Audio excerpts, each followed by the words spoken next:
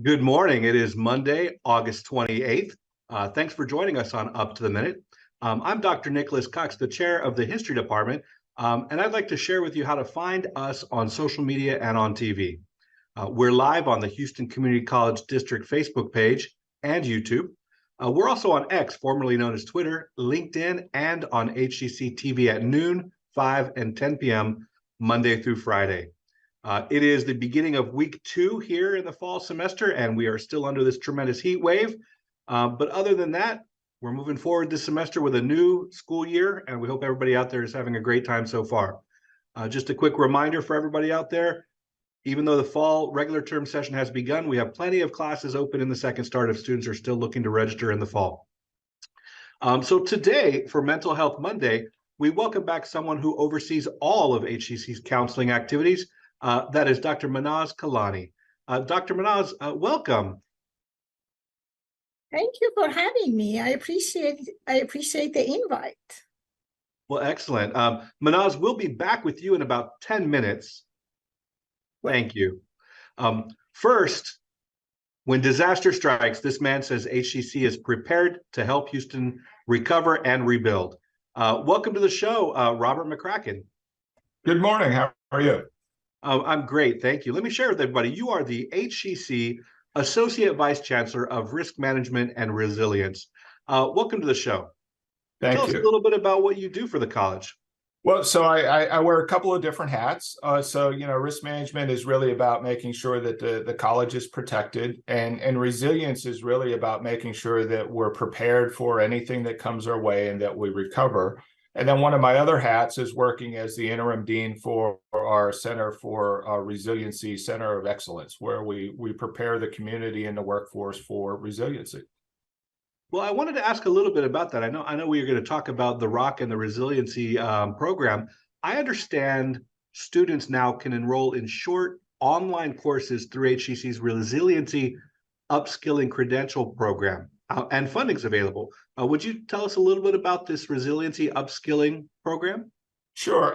So the Houston area, unfortunately, has had, on average, a federally declared disaster every 9 months for the last 25 years. Disasters are just overwhelmingly all too common in our area. And what we found is that businesses and organizations and government entities all need a common set of skills, and they need people with certain skill sets anytime those disasters strike. And so what we've designed is a series of short courses, micro credentials that people can take. They're about 40 to 48 hours in length, and they enable people to upskill so that they can raise their income level. They can add a credential that the employers will value. And those are things along like leadership, right? So they can take a class in crisis resource management, which is really in particular valued in healthcare, where it helps people organize large teams, organize people and resources to quickly scale up to respond to a disaster. They can do disaster case management and disaster recovery, which is around business continuity planning, where, if you plan for disasters and you plan for the worst, what you find is that you can help businesses and organizations be more effective, more efficient. But also, if you're planning for situations, you can respond more quickly when situations happen, regardless of what occurs. And so it's just kind of a course at how to prepare for that and how to help the organization you're working for respond when things happen. We also have courses in safety. So we know that whenever disasters happen, you have to be able to do debris and cleanup. And a lot of that debris and cleanup has a lot of hazardous materials associated with it. So we have safety and OSHA courses, but also debris reuse and cleanup. There's a lot of regulations that go along with that. You can't just go in and scoop everything up and haul it off to a landfill. You have to make sure that you do things pretty safely. Well, let me come back with, I can, if you may, with some questions about more specific programs in a moment. I understand it's possible, maybe through state, federal, even college funds, that we have money available, funding available to assist students in completing these programs. Is that right? Yeah, so a lot of these programs, there's scholarship money available for courses when students sign up. We also have free community education courses. So our community learning courses are free to the public. They're 2-hour courses. They help individuals and families. They can sign up for them. They're online or they're at our various campuses. They can sign up. It's a 2-hour course to help families and individuals prepare themselves and their families for any kind of disaster that comes. Just kind of some simple, quick, practical tips. Those are free. And then we also have funding that's available if people are interested in kind of longer career paths. That funding is available. So if they're going into some of the other trades and fields that we all need in this community. Well, that's excellent. Now, a lot of people who've been working at HCC have been excited about the construction and opening and the development of the Resiliency Operations Center, HCC's ROC. It's still in the works, but what HCC classes are offered now that are related to the ROC and related to these community preparation disasters that students can take advantage of right now that we haven't already mentioned? So you know that at our Northeast campus, we have long had a public safety emphasis, right? So we have our fire academy is out there, our police academy is out there, our EMS academy is out there. Those courses have been out there for a very, very long time. They're excellent programs, and the ROC really complements that, right? Where we're going to train 3,000 to 4,000 first responders a year in kind of advanced floodwater rescue. But that's a couple of years out, right? So that facility still needs to be built. In the meantime, in addition to the courses I mentioned, we also have some courses in project management. So when you think about project management skills and traditional project management, you see a lot in engineering and some other fields, IT. But project management as it relates to disaster is really significant. And we also have some drone courses, particularly drones as it relates to emergency management. So the usage of drones as it relates to emergency management is becoming an increasingly used tool. Okay, well, great. I mean, I understand that the ROC is a couple years away and everybody's excited about that, but we also have programs that involve classes in both project management and business community engagement. Can you talk a little bit more about those? Sure. So, you know, we're really hitting this from a lot of different angles. So we have the community outreach with our community learning, but then our corporate colleges also can customize courses for businesses and organizations where they can go into an organization and customize it for exactly what that organization needs, because the organizational needs will vary a little bit based upon what it is that organization and where they're at and kind of their life cycle and their size. But in addition to that, the business continuity courses that we're offering are really traditional business continuity classes, or business continuity came out of the IT world, right? Where it was a very strong IT focus. And then it evolved into continuity of operations planning, which was a very government-oriented focus. And what we've really been able to do is kind of give it a business focus, right? Where it's more applicable to the general business world, where it's business continuity, not just in the IT world where it's just about disaster recovery in terms of IT and data, and not just about government services, but really it's about business processes and being able to keep the business functions operating. So it's applicable across kind of a wider segment of the economy. Well, one of the things that the ROC and the resiliency programming in general do is help us develop a workforce that is prepared for the kind of dramatic disasters that seem to be all too common, whether that's floods in Vermont or fires in Hawaii. Would you say that in the short and long term here in the Houston area, but also maybe the larger Gulf Coast area, that resiliency operations is a career field that we're going to see, unfortunately, steady need and growth in, that would be an opportunity for individuals to pursue professionally? Yeah, it's huge. If you just think about the changes that we're seeing, and just take the Houston area, you have just with floodwater, you have the whole Gulf Coast is subsiding, which means it's gradually sinking as we draw down groundwater. Ocean levels are gradually rising, which means that water drains, and we're relatively flat and low lying, so water drains slower. We're getting increased global temperatures, increased ocean temperatures, which means heavier rainfall in shorter amounts of time. And then we're getting more people, which means that you're replacing absorbent land with concrete and pavement and roads, which means that we get lots more urban flooding. So all of that means that we're going to have more flooding as we move into the future. We know that we're moving into a world where we're replacing coal and natural gas and oil with alternative fuels. So we need more solar installers. We need people who can work with EV vehicles. We need people who can work on the electrical grid. And HCC offers programs in all of those areas. We have water treatment and wastewater treatment programs. We have programs in EV vehicles. We have programs in electrical work. All of those kind of core functions are things that are going to be needed as we move forward in the future. Well, I appreciate that, because certainly the impact of climate change on our society is creating a lot of the kind of dramatic attention to events that would require this kind of resiliency training. But you mentioned, importantly, all of the kind of routine day-to-day things involving safety, construction, mitigation, future planning. And it's important for our community to know that HCC offers courses and programs for all of it. All right, well, thank you very much, Bob McCracken. I appreciate your time. Thanks for being a guest today on HCC's Up to the Minute. Great, thank you. All right, well, let me turn to our co-host, Todd Duplantis. Todd, welcome back to the show.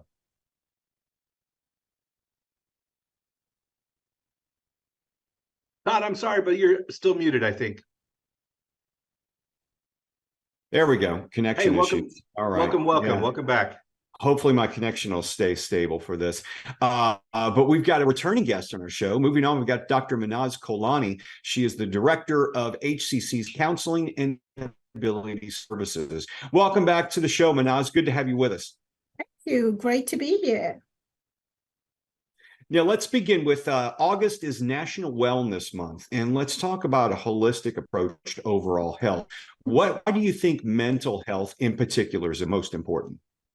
Well, I think particularly for us as an institution, we are moving towards this idea that mental health is a part of general health and wellness. And it's not something that is associated with secrecy, shame, or uncertainty. We are also trying to create these communities of care that assist our students in terms of navigating some of the mental health challenges that they may face when they start college. We know that the start of some of the mental health symptoms are actually associated with the age that students start college. So we need to be prepared, and we need to promote help-seeking attitudes and behaviors, and also encourage our students that if they see some of their classmates or a friend of them struggling with those issues, that knowing how to encourage them to where to go to get help. And that's where counselors come into, they take the center stage in terms of being able to provide those supportive services to our students.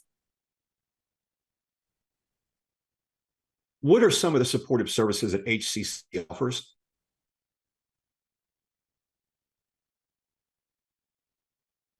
Unfortunately, there are some connection issues, but I believe Todd inquired about some of the supportive Dr. Kolaini, can you that we offer. Well, we do provide personal and mental health counseling. So that's a big component of what we do. We make ourselves available to our students to come to our offices and talk to counselors. We make sure the students understand that their interaction with us is confidential. Of course, there are some limitations to confidentiality, and we go over those limitations when the students start the conversation with the counselors. We also have made this during the last year, actually, or maybe a couple of years ago, we started expanding our outreach services, because as we know, there is one thing to offer the services, but it's another for students to know where to go to seek support. So a lot of our outreach activities include just going to the classrooms. We already have reached out to most of our freshman classes and asked the faculty to give us about 5 minutes for a counselor to go to the classroom and talk about the services that we provide. It is important for the students to know where we are and how to reach out. We also do a lot of workshops and information sessions for our students. So some of those workshops, now that we are back on campuses or face-to-face, so students can check the classes and the information on their website. Also, most of our events are actually virtual. So if they go to the counseling page, they will be able to see the list of those events and attend. We normally tend to offer those services around noon, and that's the time that the majority of students may not have classes, but we offer enough classes that if they can't attend one session, they're sure to find another session that they can attend. So those virtual sessions are really important in terms of spreading the information, letting the students know we are here, and start the conversations on issues such as depression, anxiety, dealing with stress, suicide prevention, domestic violence, and things of that nature. Well, thank you. Thank you, Mahnaz. I'm going to step in here for Todd and keep the interview going. One of the things that I wanted to follow up with after hearing about the services offered through our counseling and ability department, what are some of the more specific outreach activities that you do or that the counseling and ability department does that focus on mental health and emotional well-being? Yeah, as I said, a lot of workshops and information sessions. We bring even outside speakers from organizations that we work with. For instance, we've been working closely with NAMI, which is National Alliance on Mental Illness. And there's something, it makes an impact when you have a fellow student who shares their personal experience and lived experiences with mental illness with the students. So what we have been doing, which has been very powerful, is bringing our students' voices to this space. We through our work with NAMI, we bring students who have experienced mental illness, and they have been working with NAMI. We actually have a session in October, at the end of September, and this session is being conducted by the director of NAMI in Houston, as well as one of our students. This is one of our own students who graduated last year, and now she is in a university and working towards a degree in public policy. Her whole mission is to promote this cause and also encourage policy change and advocacy when it comes to mental illness. So we are very much interested in showcasing our students' stories. As we know, again, as I mentioned, this is very powerful. We know that even in business, a lot of companies and organizations now, they reflect the voice of their employees, and they try to showcase that, hey, ordinary people who are successful and they're doing well in their professional lives and personal lives have experienced mental illness, and it is part of life. That is not something that we used to think about it in terms of the shame, again, secrecy. Even sometimes we see these kind of antiquated language that describes mental illness, and it's important to make those, to emphasize those positive stories and voices in terms of it's a condition of life, and we deal with a lot of challenges, and life is difficult, and sometimes throughout the way we may experience mental illness, or it's something that we deal with it, and just like everything else, we seek help, we seek support, and we integrate it into our lives, and we are able to live healthy, productive, and successful lives. And I think it's important to send that message to our students that first, it's okay to feel that way, and it's okay to seek support, but at the same time, help is available. That's the most important message that we're trying to send to our students through our events and outreach activities, for students to know that, again, it's okay to seek help. Well, let me ask you about a couple of those events. I saw that here in September coming up, there will be a workshop on burnout and another one on stress and anxiety. Would you talk a little bit about those workshops? I think if we ask anybody if they've ever felt stressed out or they felt that life has been really difficult for them, I think everybody would be open and would say that yes, they have experienced it. I think a lot of times we look at, particularly social media, and you would see this kind of quest for perfection, that we're supposed to have a perfect life, we're supposed to have, a beautifully decorated, clean house, we're supposed to, be a perfect employee, a perfect, friend, a wife, husband, partner. And in reality, we know life doesn't work that way.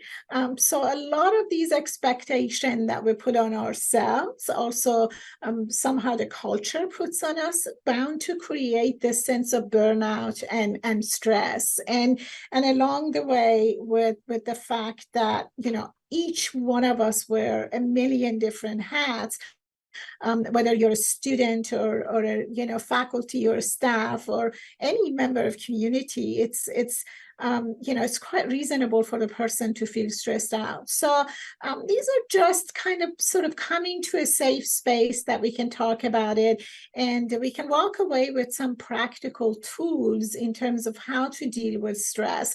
And I think those workshops have always been received well because people relate to them. We know that life is difficult, and again, you're not a weak person, or there's nothing wrong with you when you feel like you're kind of dealing with a lot of stress, and you feel like, wow, am I going to be able to go on with all of this stress? So we hope to be able to give some, to kind of normalize those challenges, at the same time provide some practical tools that we can use in order to kind of make our lives a little better.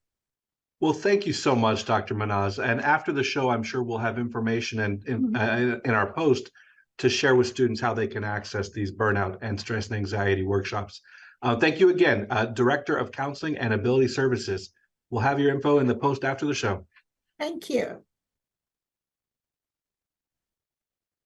Todd, welcome back, I think. Why don't we have a few announcements for the up-to-the-minute audience out there. First, we do have an open call across several campuses by the HCC Drama Department. Do you want to shine on stage, backstage? HCC Drama is looking for individuals for its fall productions at Central, Southwest, and Northwest colleges. This is an open call for all HCC students. No experience is necessary.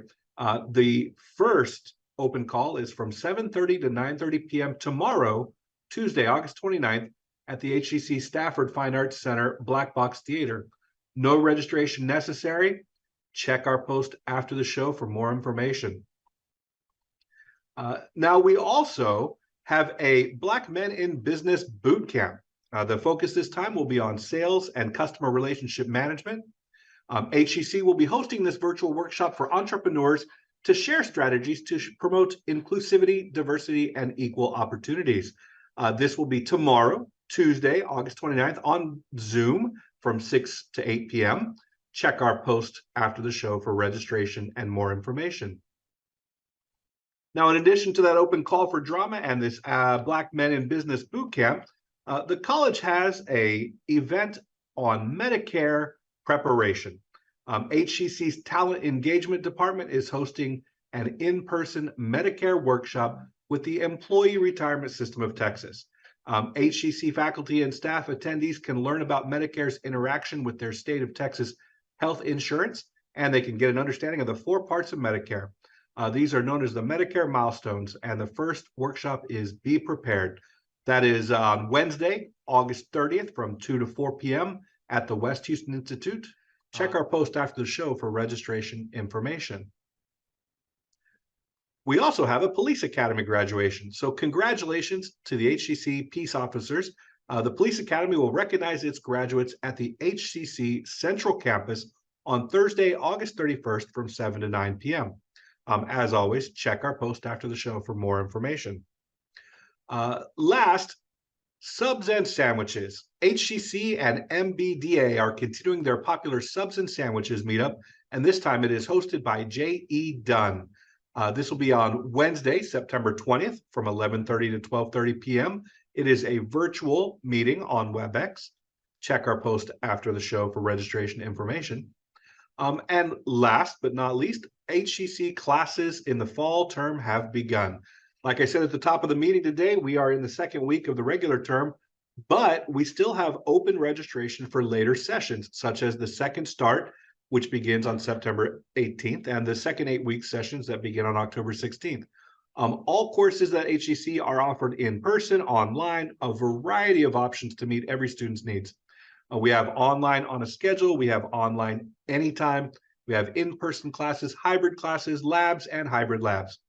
Learn more about HCC programs, start dates, and options to cover the costs of your education at hcc.edu/apply. Now, coming up, join us for Tasty Tuesday tomorrow and our other regular segments throughout the week, such as Thursday's Family Fun Day, when the Museum of Natural Science will reveal its exposition of everyday Fabergé. It's not just about the famous eggs. Thank you for joining us. We'll see you next time.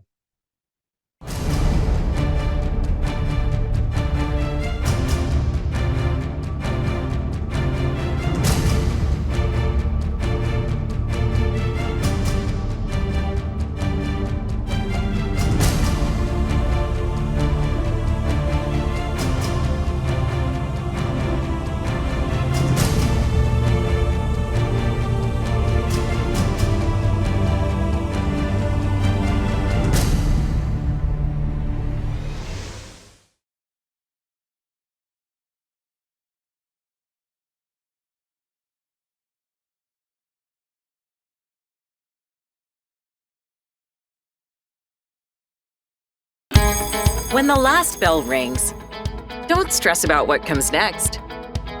At Houston Community College, we make your lessons matter. From healthcare to tech, or business to the arts. Open the door to HCC Real World Education, where passions become careers. Find more at hccs.edu and let your success take flight. When I was in foster care, I never knew when I would have to move, so I always had my suitcase ready to go. Then one day, I was adopted. My new parents opened their hearts and home to me. My parents cook my favorite breakfast for me every morning. My parents take me on trips I never thought I would go on. They gave me a home and an even better reason to use that suitcase.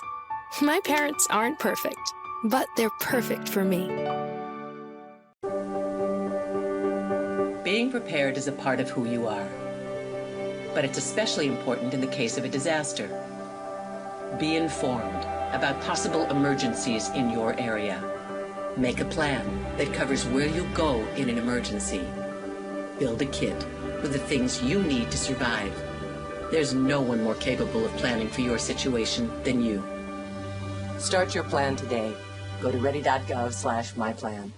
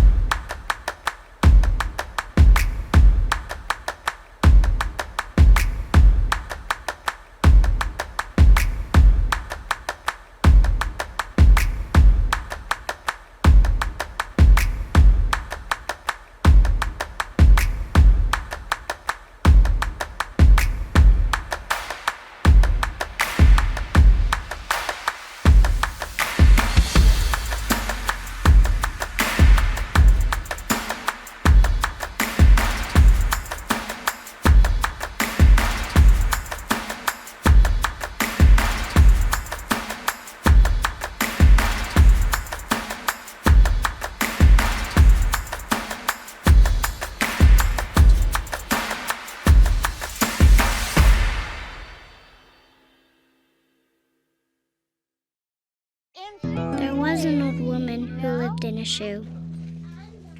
She had so many children, she didn't know what to do.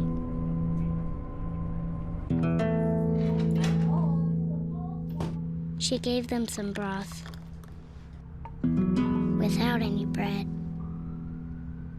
and kissed them all soundly and put them to bed. Hunger is a story we can end. End it at feedingamerica.org.